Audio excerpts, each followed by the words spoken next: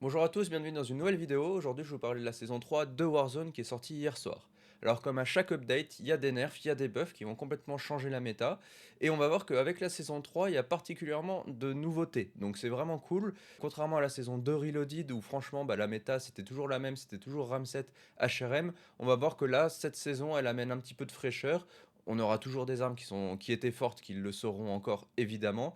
Mais on voit ici qu'il y a quand même pas mal de nerfs sur la gauche en rouge et pas mal de buffs sur la droite en vert. Donc déjà en termes de buffs, ce qui est important de noter, c'est que toutes les armes Modern Warfare 2, il y a un gros changement au niveau de leur façon de se comporter. Donc au niveau du VFX, il me semble que ça s'appelle comme ça en anglais.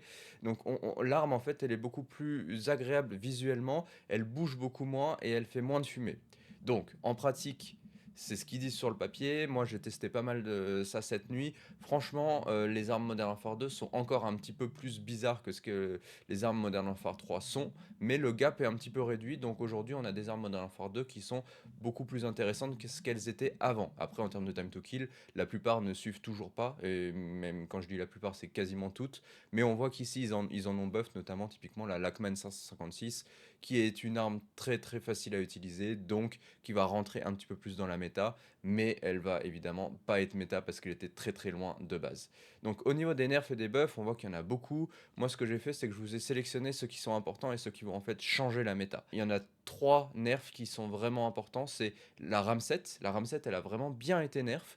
Pour le coup, je pense qu'il n'y a plus vraiment lieu de l'utiliser à part peut-être en résurgence. Il y a des gens qui l'utilisent encore, mais je pense que c'est surtout par facilité d'utilisation et par habitude. On est très habitué à une arme pendant 3 mois, donc forcément s'ils enlèvent un petit peu de dégâts, on est tellement habitué à la façon dont elle se joue, à la façon dont elle recule, et à la façon dont elle tue, qu'au final même s'ils réduisent un petit peu les dégâts, tu vas toujours la trouver forte. Donc la Ramset, évidemment toujours dans la méta, toujours contender, mais pour moi, maintenant il y a mieux. Et en fait, en termes de close range, il y a deux choses qui sont très importantes, c'est qu'ils ont nerf la RAM 9 et la AMR 9 relativement de façon significative. Franchement, c'est des beaux nerfs qu'ils ont fait à ces deux armes. Et qu'est-ce que ça fait? Tout simplement que c'était la RAM 9 et la AMR, c'était les deux seules armes qui étaient capables de compete avec la HRM. Donc on avait la HRM et la RAM 9, la AMR 9 juste derrière. Mais en fait, du coup, vu qu'ils ont nerf les deux contenders de la HRM, ça laisse la HRM tout en haut, toute seule. Mais on va voir que finalement, il y a le Renetti qui a eu un petit buff au niveau de sa range. Et en fait, le Renetti, il a un kit de conversion, le Jack Ferocity, qui la transforme en SMG. Et franchement, la Renetti aujourd'hui est aussi forte que la HRM. C'est un autre style de jeu, mais on va voir que du coup, en termes de méta, on va vraiment avoir la HRM et la Renetti en close range. Mais par contre, la RAM et la AMR, franchement, pour moi, on peut les oublier. Ils les ont nerf et la close range méta, c'est complètement fermé. On va voir que la long range méta est un peu plus ouverte. Après, il y a aussi deux choses qui vont un petit peu impacter la méta. C'est la nouveauté, c'est le Morse. Donc le nouveau sniper Morse qui vient de rentrer, qui lui est one shot comme le XRK Stalker jusqu'à une certaine distance, mais par contre il a une meilleure mobilité et une meilleure bullet velocity. Et enfin la FGX Horus qui est la nouvelle SMG. On va voir qu'en fait la FGX Horus, elle est pas viable, si, elle est viable, mais elle n'est pas méta, vraiment pas. C'est vraiment comme la MP7 à l'époque, c'est une arme qui est fun, c'est une arme qui est mobile, mais elle n'est pas du tout méta en termes de time to kill, elle est loin derrière. Et donc du coup, on va la classer plutôt dans les contenders que dans les armes viables. Et donc, suite à tous ces nerfs et ces buffs, ça nous donne tout simplement la méta de la saison 3. Donc moi, qu'est-ce que j'ai fait depuis hier soir? Depuis 18 h, j'ai testé quasiment toutes les armes, j'ai regardé les nerfs, les buffs. J'ai pas dormi beaucoup parce que je voulais updater vraiment l'app et le site en termes de ranking le plus rapidement possible. Et j'en suis arrivé à cette conclusion qui est qu'en termes de long range, il y a vraiment deux armes qui vont dominer. C'est l'ASOA Subverter, qui est déjà d'ailleurs l'arme qui est utilisée par tout le monde en mode classé sur Rebirth Island. Ils utilisent tous l'ASOA Subverter. Et la Bruen MK9. Donc la Bruen, elle va être très forte, je pense, plutôt pour la map Urzikstan, donc pour le Battle Royale, pour vraiment de la long range. Et la SAF Subverter, elle est polyvalente. Tu peux l'utiliser en Urzikstan, tu peux l'utiliser en résurgence. Elle sera très bien dans tous les cas. On verra que les builds sont peut-être un petit peu différents, mais en tout cas, l'arme va être très polyvalente. La Bruen, tu peux aussi l'utiliser en résurgence, mais c'est surtout en big map qu'elle va être vraiment intéressante. En termes de close range, on va vraiment avoir, comme j'ai discuté, la HRM et le Renetti, qui sont les deux seules armes qui sont aujourd'hui viables en termes de close range, et donc pas viables, mais qui sont méta, voilà, en termes de close range. Et enfin, le Morse. Donc le Morse, c'est le nouveau sniper qui, à mon sens, va venir remplacer le XRK Stalker et le KTMR, tout simplement parce que c'est un hybride entre les deux. Donc il a la même façon de se comporter en termes de headshot que le XRK Stalker, mais par contre, il a un peu plus en termes de bullet velocity, en termes de ADS time, il est vraiment meilleur. Donc du coup, pour moi, c'est un hybride entre les deux et c'est le Morse qui va dominer. Donc ça, c'est les armes méta absolues. Après, évidemment, il y a d'autres armes qui vont être intéressantes, notamment en termes de long range. Et pour moi, il va vraiment y avoir évidemment la RAM 7, on y est habitué, elle est forte, ils l'ont pas complètement détruite, elle est toujours forte. Donc si tu veux une arme avec laquelle tu es confortable, tu joues avec la RAM 7 depuis 3 mois, franchement, tu peux encore l'utiliser, elle est encore viable. Tu as la MTZ 556, qui est pour moi une arme qui est vraiment, vraiment sous-cotée déjà depuis le début de la saison 2. Elle a peu de recul, et en plus, elle tue rapidement. Et elle est très agréable. Elle a 60 balles. Voilà, on a vraiment l'impression d'avoir une vraie AR comme on avait à l'époque sur Warzone 1. La Holger 556, qui a été buff en saison 2 Reloaded, franchement, elle est forte. Moi, je trouve qu'il y a un vrai problème, c'est au niveau des balles. Il n'y a que 40 balles maximum, et c'est des balles qui partent très vite. Donc, oui, sur le papier, vous allez voir des gens qui vont dire ouais, la Holger 556, elle est méta, c'est celle qu'il faut utiliser. Moi, je pense qu'elle n'est pas assez fiable dans toutes les situations. Elle est bien dans beaucoup de situations, mais elle n'est pas assez fiable dans toutes les situations pour être considérée méta. Et enfin, la SVA 545, ça fait 2 saisons que je vous en parle. La SVA 545, elle n'a pas été touchée, elle est toujours aussi forte, surtout en semi-auto. Elle a un super time to kill. Voilà, donc ce que je vais faire, c'est que moi je vais passer aux classes maintenant. Je vais vous donner les classes méta des armes qui sont en vert ici. Donc le SOS Subverter, la HRM, le Morse, la Bruen et le Renetti. Et ensuite, si vous voulez, je vous mettrai à la fin les classes de la RAM, la MTZ 156, la Holger et la SVA sur un slide, mais par contre, je pense pas que je vais en parler, histoire de garder la vidéo courte. Alors c'est parti. Donc on va commencer les classes avec le Morse. Le Morse, c'est le nouveau sniper qui vient d'être introduit en saison 3 et qui est pour moi le parfait hybride entre le KTMR et le XRK Stalker. Donc on voit au niveau des classes déjà que on va pas vraiment avoir beaucoup de choix en termes d'accessoires parce que typiquement on n'a pas de muzzle, on n'a pas de bouche, donc on ne peut pas mettre un silencieux sonique pour améliorer la vitesse des balles ou ce genre de choses. Et on va voir qu'en fait en termes d'objectif, l'objectif pour moi c'est vraiment d'améliorer la range tout en ayant une bonne mobilité et une bonne façon de se comporter. Donc pourquoi je veux améliorer la range? Parce qu'il se comporte exactement comme le XRK Stalker. Donc il a une certaine range et après cette range il ne one-shot plus dans la tête, il faudra 2 balles. Donc c'est là qu'on va mettre l'objectif là-dessus. Et donc pour moi, c'est ce canon-là qu'il faut mettre, c'est le canon long Emperor, le Empereur, tout simplement parce qu'on voit qu'il augmente la portée des dégâts effectifs, donc c'est celle-là qu'il faut regarder, jusqu'à 89,9 mètres. Donc ça fait plus 18%, c'est énorme. Et franchement, un sniper qui one-shot jusqu'à 90 mètres, c'est vraiment bien. C'est vraiment mieux typiquement que le XRK Stalker qui lui one-shot avec le build idéal, c'est jusqu'à 75 mètres. Maximum que tu puisses aller avec le XRK Stalker, c'est 83 mètres. Bah là, avec le Morse, on peut atteindre 89 mètres, 9, donc on peut dire 90 mètres. Donc c'est vraiment mieux. On a d'autres accessoires, mais qui réduisent ça. Donc on voit qu'il y a cela. Et ensuite, il y a le canon charge photonique qui est très très spécifique. J'en parlerai dans une autre vidéo. Pour moi, c'est pas celui qu'il faut utiliser, c'est plus celui qu'il faut utiliser si tu veux avoir un truc un peu fun. C'est un canon où en gros tu restes appuyé et ça charge la balle, ça la charge littéralement. Si tu restes appuyé pendant 2 secondes, ça va la charger et plus tu restes appuyé, plus elle sera forte. C'est fun, mais c'est pas méta. Pour moi, le canon méta, c'est le canon long Emperor, tout simplement parce qu'il augmente la portée des dégâts de 18%. Et ensuite, en fait, on voit qu'en termes de range, comme j'ai dit, c'était l'objectif, bah il y a rien d'autre. Les munitions, c'est pas des munitions qui sont très intéressantes. Il y a les munitions explosives, mais qui vont réduire la vitesse des balles. Donc pour moi, qui n'est pas une chose que tu as envie de faire sur le 4, non, sur le Morse. Et donc du coup, je me retrouve en fait avec un seul accessoire qui améliore la range, le canon long. Mais on voit que la range jusqu'à 90 mètres, c'est déjà pas mal. Donc tous les autres accessoires, ils vont être pour la façon dont ils se comportent. Donc on a le laser pour la façon dont il vise, donc la rapidité de visée. On a le pas de crosse pour la même raison, le verrou rapide tout simplement pour pouvoir avoir une meilleure cadence de tir, et la poignée arrière également pour la vitesse de visée. Donc on a 4 accessoires qui sont sur la mobilité, sur la façon de se comporter, et un accessoire sur la range. Donc je pense vraiment que ça, c'est la classe méta pour le Morse. En résurgence, à la limite, ce que tu peux faire, c'est que tu n'as peut-être pas forcément besoin de l'amélioration de la range, donc tu peux enlever le canon Et tu peux à la limite mettre une lunette, une petite lunette ou un des canons courts. Donc typiquement, c'était celui-là que j'avais identifié, voilà, le canon court Krone 50. Ça peut être la méta pour Résurgence si tu veux, parce qu'il améliore la vitesse de visée, il améliore la vitesse de déplacement, mais il réduit pas la portée, il réduit un petit peu la vitesse des balles, mais en Résurgence c'est un peu moins important. Donc voilà, donc ce loadout là que tu as à l'écran, c'est vraiment pour le sniper en général, si tu veux l'utiliser comme un vrai sniper. Si tu veux l'utiliser en quickscope, je mettrais plutôt le canon court.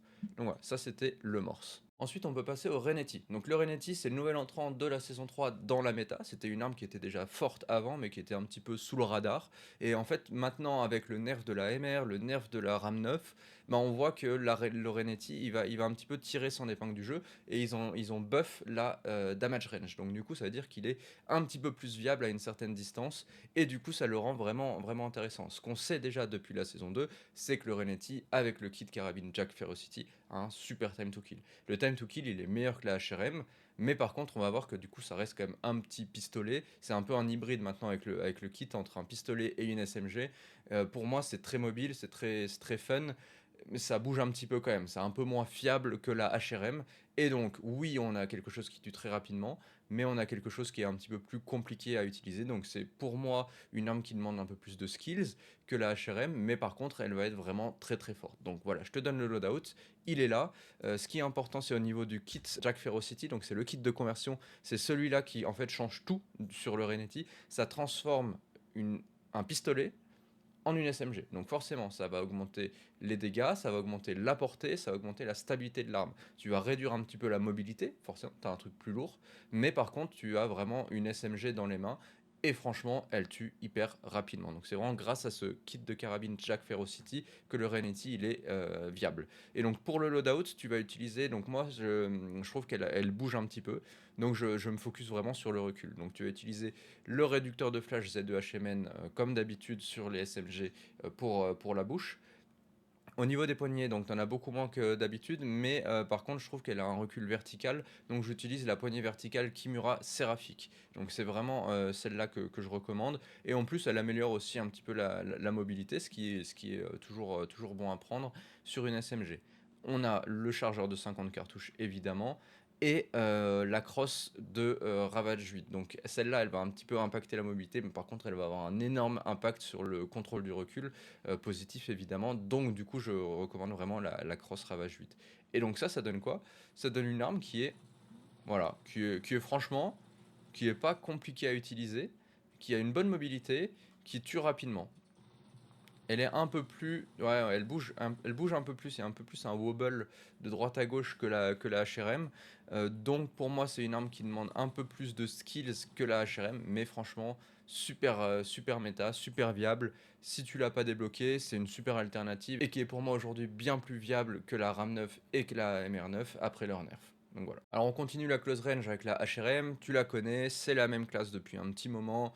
Elle est toujours aussi forte. Elle a été, comme toutes les SMG du jeu d'ailleurs, elle a été un petit peu nerf au niveau du sprint to fire, donc elles sont un petit peu plus lentes visées après un sprint, mais c'est la seule chose qui a changé sur cette arme. Le time to kill c'est le même, la range c'est la même, donc du coup elle est naturellement toujours méta. Elle l'était déjà avant, elle l'est encore maintenant, tout simplement parce qu'il n'y a rien pour concurrencer à part le Renetti, et la nouvelle SMG n'est pas aussi forte que la HRM ou le Renetti. Donc au niveau de la classe, tu vas utiliser le Z2HMN en termes de compensateur, le garde-main DR6 pour la mobilité, les munitions à grain élevé 9 mm, ça c'est quelque chose que j'ai changé récemment. Avant je recommandais plutôt le canon Thorn 90, mais maintenant je recommande plutôt les munitions à grain élevé. Franchement ça a quasiment pas d'impact en termes de mobilité, etc. Mais par contre en termes de façon dont les balles elles arrivent sur les ennemis, c'est beaucoup plus agréable et tu as vraiment l'impression d'avoir un truc beaucoup plus fiable. Donc elle est déjà super fiable de base, mais elle l'est encore plus avec les munitions à grain élevé.